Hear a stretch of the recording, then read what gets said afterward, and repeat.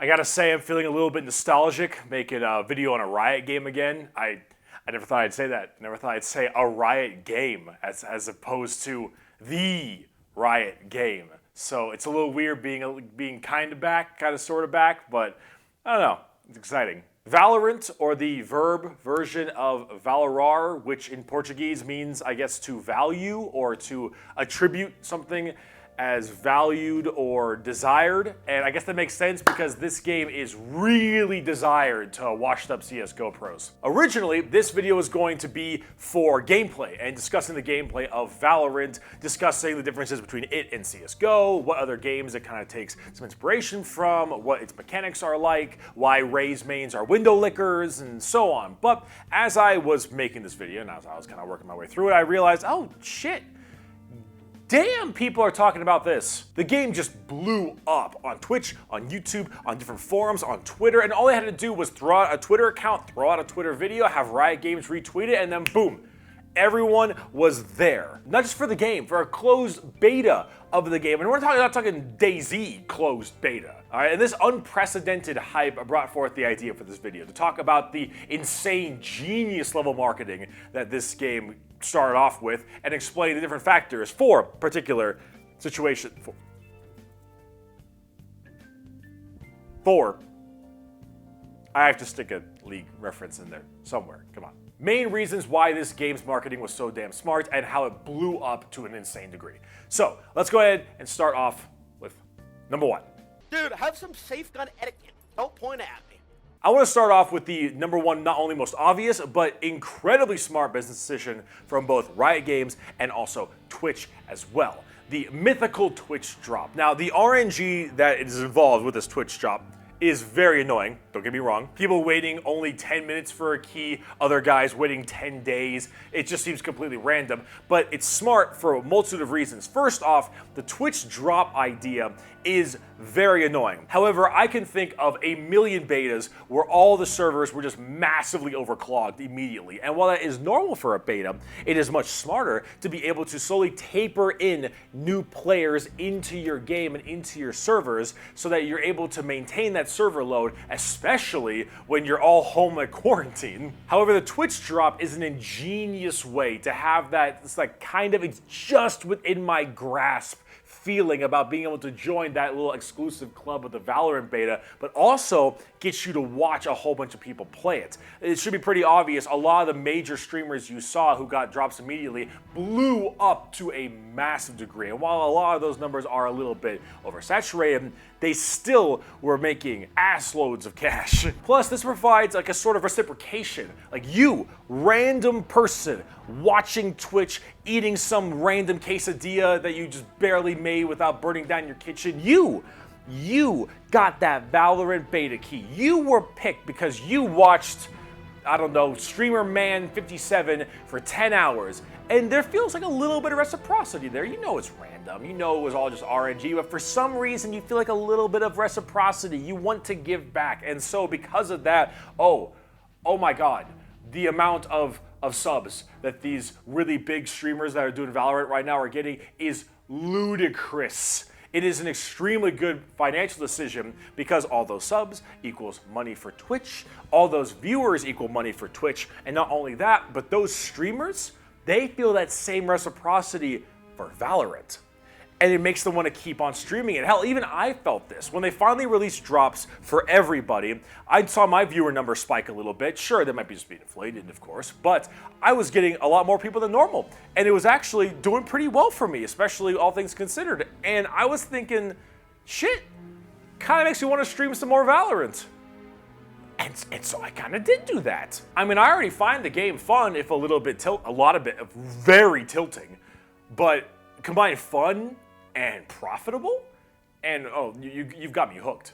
You've got me stuck. But nobody won out on this deal more than Twitch did. People were talking about how, Ninja and Shroud moved over to Mixer. YouTube Gaming is starting to kind of push its way up there. Facebook Gaming is giving it their best shot. But Mixer and Facebook and YouTube don't have Valorant key drops. They have monopolized the Valorant keys. It is only on Twitch, and that is such a boost for them. Any leverage that Mixer or Facebook or YouTube had, it just got demolished incredibly quickly because of this Valorant drop idea. While it is obvious that Twitch is the biggest platform, the possibility of competition is still something that you generally got to be worried about, but this just squashed it. And that's not necessarily a good thing, because competition is very healthy, and I'd like these other streaming sites to be doing better, but from a marketing perspective, from the idea of like, oh yeah, Twitch is gonna get the Twitch drops, the Valorant key drops, and only for Twitch, it's genius. It's freaking genius. And so good for both Riot and Twitch. It makes a complete sense. And having that deal, having the second Riot Games game ever to exclusively be on one streaming platform, I'm not a huge fan of that monopoly type thing, but that is very, very smart. So now I'm playing Valorant. I want to play more Valorant. The people who got the drops in the beginning are going to want to play more Valorant. The game is obviously going to be consistently updated because, I mean, memes aside, big memes aside, Riot does update their games. God, this is weird. Very often, even if you may disagree with some of their changes, they do update it pretty dang often. It's very ever-changing, and I'm positive that Valorant will be in that exact same boat. The Twitch drop, while a bit aggravating, is genius for both sides. Stress testing the servers becomes easier, reciprocity with the company becomes a lot more important, reciprocity from the streamer to the viewers is also very big. Twitch wins out gigantically, and this solidifies an extremely strong working relationship with Twitch and Riot. And not like Riot has had any issues with Twitch in the past, but this is a big step, and I'm pretty sure a lot of planning went into this beforehand. So seeing this work out, it's pretty good for them. Now, let's talk confidence in product. Word around the office is you've got a fat cock. Fake it till you make it, right? But what if you don't have to fake it? What are those stupid business Instagram accounts gonna tell you then, huh? Motherfuckers who are making $7 million an hour working from home, and you can do it too, be awfully goddamn silent right now during quarantine, aren't they? This is a weird strategy that's kind of hard to put into words, but I'm gonna try, goddammit. Originally, this game was teased in Riot's 10-year anniversary. They showed a teensy little bit of the gameplay. In fact, it's probably the one that they showed the least of, and they just called it Project A. A little snippet saying, we're making a first-person shooter, and they just kind of left it there. Just radio silence for a long, extended period of time. And then out of nowhere, Twitter account pops up, Valorant. Teeny little teaser, Jet going, whoa, right across, smacks into a wall, falls into the lake, and dies. Good job, Dums. Proud of you, dude. And from there, they just posted character trailers. Just different characters they had with a little bit of a hip-hop, modern pop-style background music, showing off their abilities and giving you a little bit of snippets of what this game is about. And then they just said, closed beta. It's coming up pretty soon. Get your Twitch drops coming. Play yourself some Valorant. Riot Games' second game. A couple dev documentaries, a couple minor teaser trailers, just a Twitter account, and that was that. With every game, you're gonna have your naysayers, and you're gonna get a lot more of them when your game is like 90% Counter-Strike. When the game is literally Counter-Strike with a little bit of maybe Paladins mixed in there. I wouldn't say Overwatch, I'd say more Paladins, but you're gonna have a hell of a lot more of those naysayers from there, which I think is a little silly because, you know, Counter-Strike is the only game like that, and having competition for it's good. Maybe it'll get Valve to get off their ass a little bit. Remember the first week when the R8 revolver came out? God, that was a good time. But of course, the entire internet immediately jumped on that. So that's Counter-Strike. It's literally just Counter-Strike. This looks like a bad version of Counter-Strike and Overwatch. This is like a shit version of Paladin. No one plays Paladins. It's like a shit version of Lawbreak. Can't make Lawbreakers anymore. Whoo! It's just like Counter-Strike and Overwatch. There you go. We'll go with that. That's what everyone else said, right? Counter-Strike, Overwatch copy. But a lesser company would probably kind of start clapping back at that. They go at the Twitter mob. They go at the Reddit forums, all the naysayers, all the bastards. But no, lips shut. Just, hey, here's your closed beta. Give it a shot, my man. They just kind of let it go. Not throwing fuel into the fire, not making an ass of yourself on Twitter or anything like so many other companies tend to do nowadays. Just like, hey, give it a shot. Try it out. And all those people are a lot quieter now, I've noticed. Now, I'm not trying to say this game is any better than any of the games I listed earlier, but once you kind of play it yourself, and yeah, I mean, it basically is CSGO, but when it has its own identity, when you actually get your hands on it, you can kind of realize, oh, okay, I see why they kept their mouths shut. You know, they're confident in what they made. When they can just kind of pop themselves out there and say, hey, pretty sure you like it. Go for a key. Give it a shot. If Riot is Timmy Turner, then we are all Trixie. Stop ignoring me, ignoring you! If anything, the only thing they've actually had issues with is this like anti-cheat controversy, which I wasn't really going to cover in this video because anti-cheat has nothing to do with marketing. But even in that scenario, they took it like pretty big champs. They made a little dev documentary talking a little bit more about it, explaining it, and then they threw out their bug bounty, which is something that is actually, I didn't realize, quite common for a lot of freelancers and stuff, where a bug bounty, if you're unfamiliar, is basically a cash prize if you are able to hack into their stuff. If you are able to expose weaknesses and issues, then they will pay you money for it. It's like lawful good hacking, I guess. Apparently this has been a thing for League of Legends as well. It's a $100,000 bug bounty. If you're able to break into their stuff and you're able to completely screw around with their shit, then you get $100,000 in cash, which is really nice, I'd say. I'm not a hacker, and I kind of wish I was now, but apparently this is a pretty common thing for bug bounties. And it speaks again of that confidence I mentioned earlier. Instead of making an ass of yourself, instead of fueling the fire, you just say, hey, here's our bug bounty, give it a shot, try to hack us. If you do, here's your cash prize. And by the way, this is what it's all about. Hopefully these will ease your pains.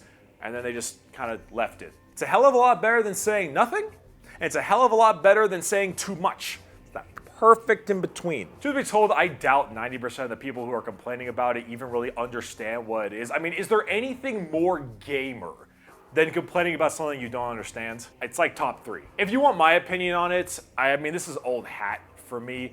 I've been told that China's gonna steal my data, fuck my wife, and beat my dog like 10 times now, between Battle.net and Blizzard, between Epic and Fortnite, and now Riot. And I've heard this song and dance before. We're practically reaching Boy Who Cried Wolf levels now, and truth be told, looking around, I don't think anyone else really seems to care much either. I mean, you'll see your uncreative YouTube comment like, oh boy, I hope you enjoy downloading that spyware, Bricky.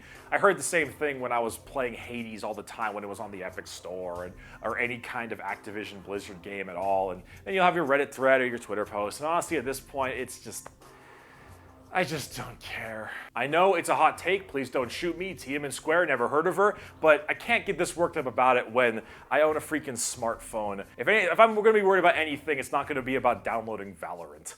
I mean, hey, if I'm wrong, if I'm completely wrong and the Chinese do steal all my hentai, then god damn it, I hope I pick some good stuff, because then if they like it, I can raise my social credit score a little bit before the regime takes over. Tangent aside, confidence in your product is something that is very rare nowadays, and a lot of companies tend to forget is so important. Saying too little or saying too much can really devastate not only your PR, but the product you're going for as well. I see this with a lot of other games that happened, and Riot took the right approach with being very calm and cautious about how they run their particular marketing team for Valorant, and it shows and is absolutely helping. So, let's talk about hip-hop's beeps and boops. Beep boo boo bop boo boo beep.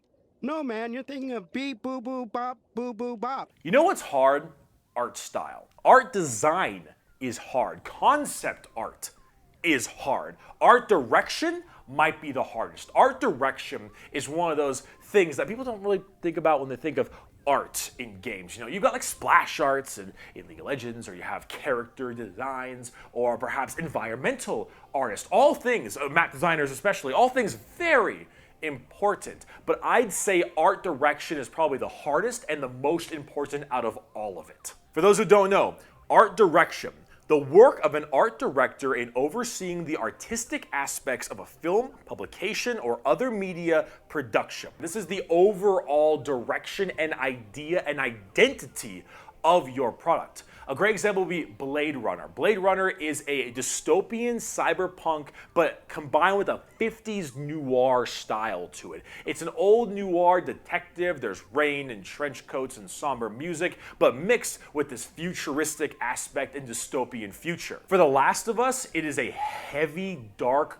grimy future of a post-apocalyptic area with vegetation all overgrown, the fungus style of it, lots of warring factions, and a lot of weight put into things like fists, weapons, like things like gunshots and hitting people with a big freaking piece of wood or something like that. It's very heavy. Everything feels draining and weighty. Where on the opposite side, you have some like fury, fast-paced, high techno, big music, lots of wubs and dubs and wubbity-dubs and all that kind of stuff. That is the idea of art direction. It's a little hard to describe, but I'm sure you can think of many other examples that I didn't list, that you can understand the idea and the concept of art direction and how goddamn hard of a job that is. Valorant's art direction is very prominent in its trailers.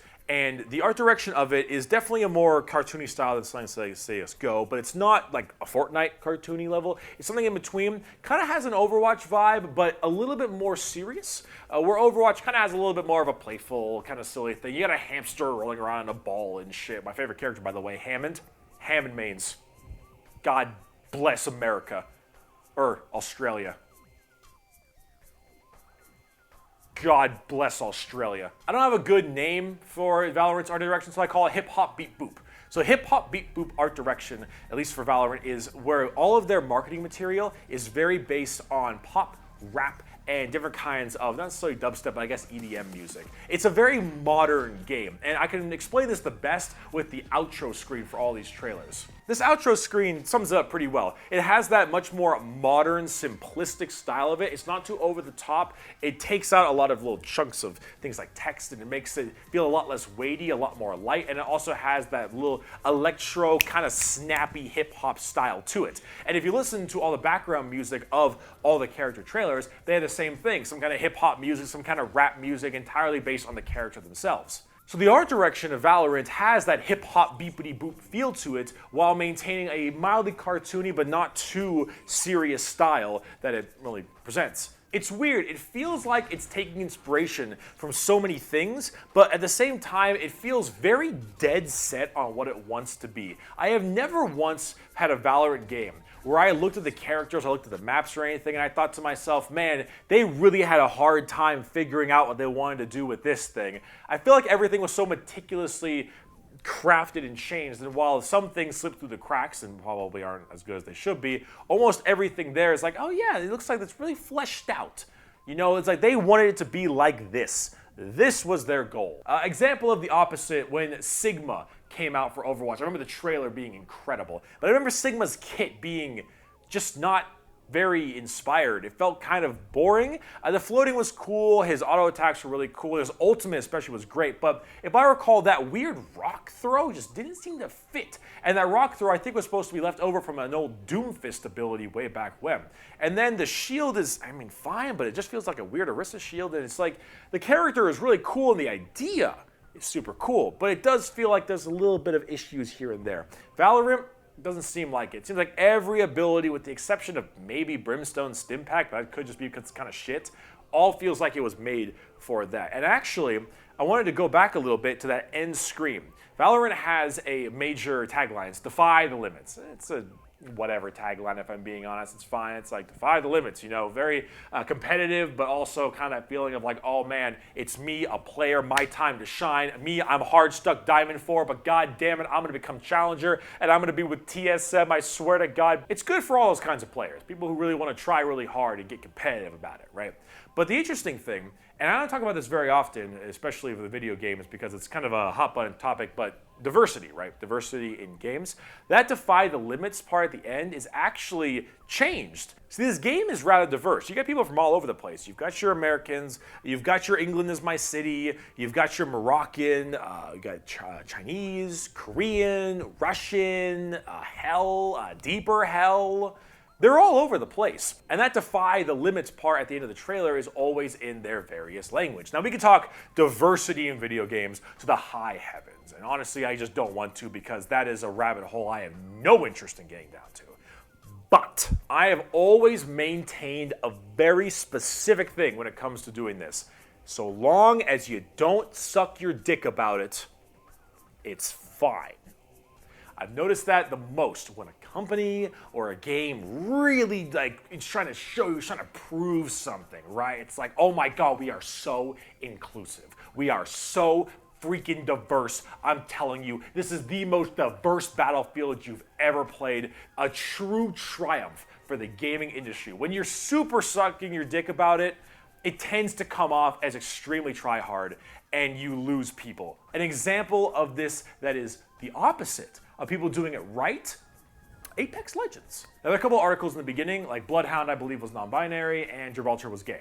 However, the only reason you knew this was because Bloodhound was never referred to anything besides they, and Gibraltar said he had a boyfriend in his bio.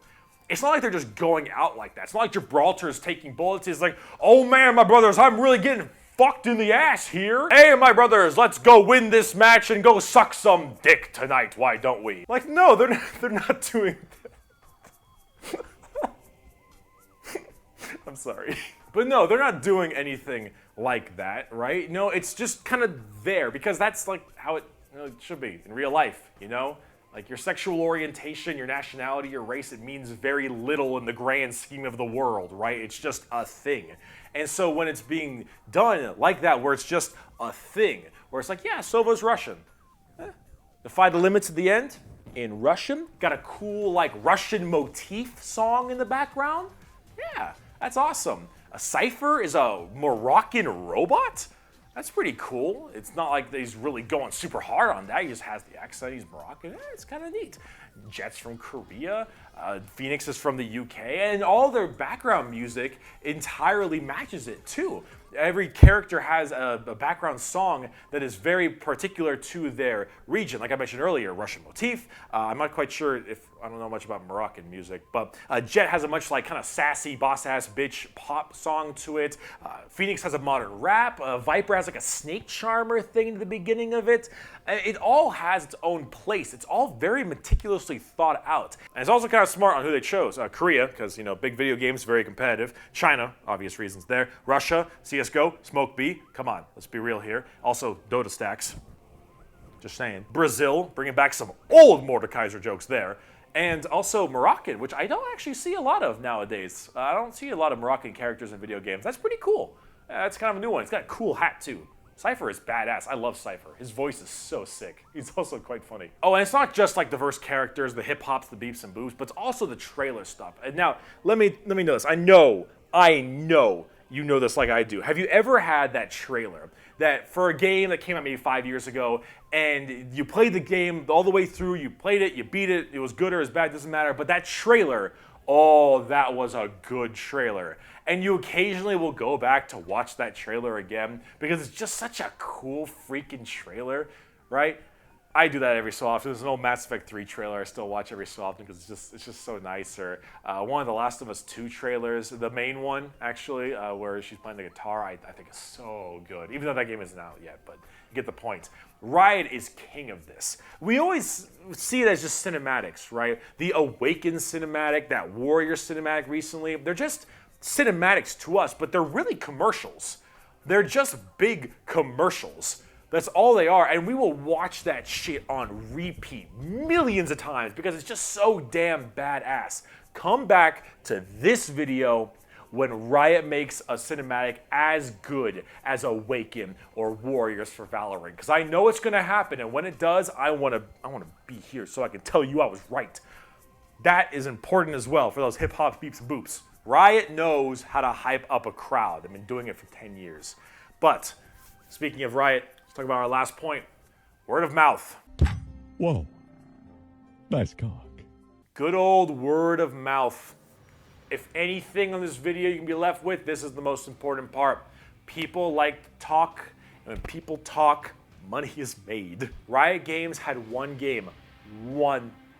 And through that one game, they made an empire out of it.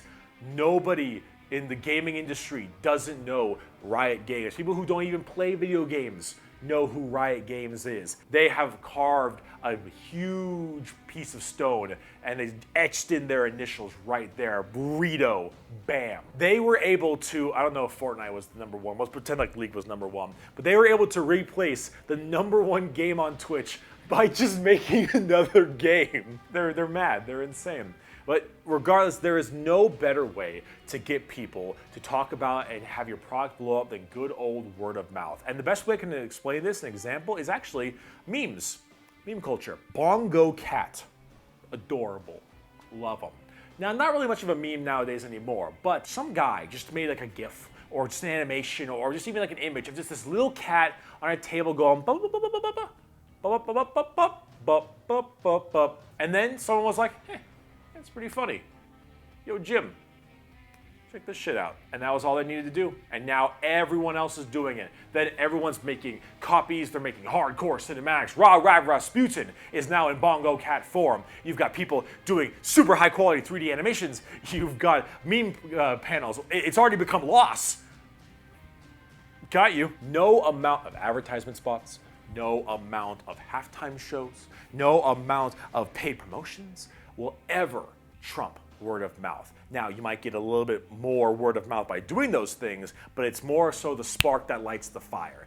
People will talk, and when people talk, your shit will go everywhere. Riot Games, by name alone, League of Legends alone, have secured top spot on Twitch for now, and we'll see how it goes when drops come out. But I've already received laughably a large amounts of praise and new people playing their game from just streams, forums, YouTube, and a couple advertisements. Always remember the importance of word of mouth. It's one of the reasons why I always champion to never chase analytics when you're doing YouTube. I got into that trap myself, but when it comes to YouTube or Twitch, or even just making a product, let's say like a merchandise, like my shirt I'm wearing or something, brickymerch.com, make it good, because when it's good, people will talk about it, and when it's shared, everything gets better for you, all the time. In conclusion, this video, I wanted to be a little bit of a window into the marketing strategies of Valorant, mainly because I thought it was so impressive how it blew up so quickly. And for a lot of you who are maybe marketing majors,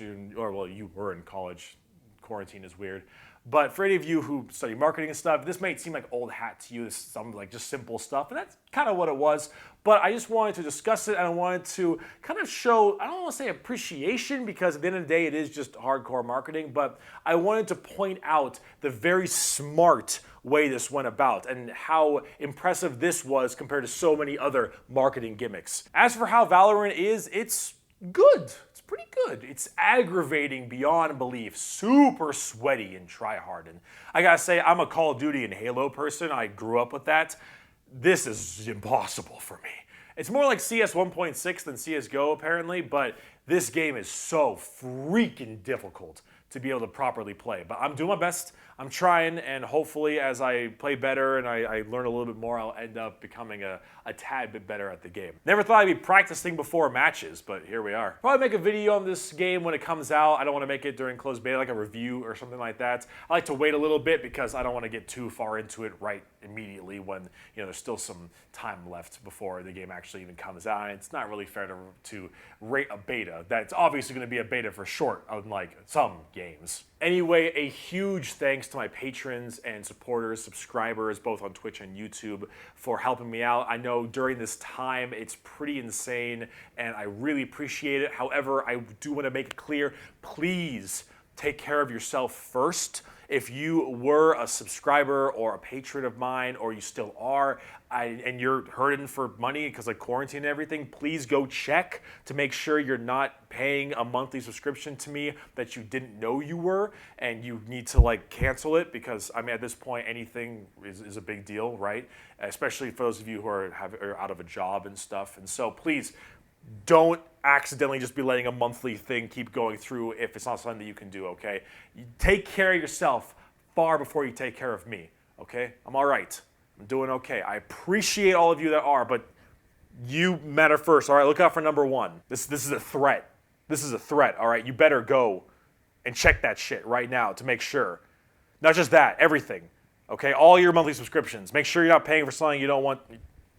There is no meme. This is just a threat. Go check it immediately. My name's Bricky. I'll see you on the next video. Bye-bye.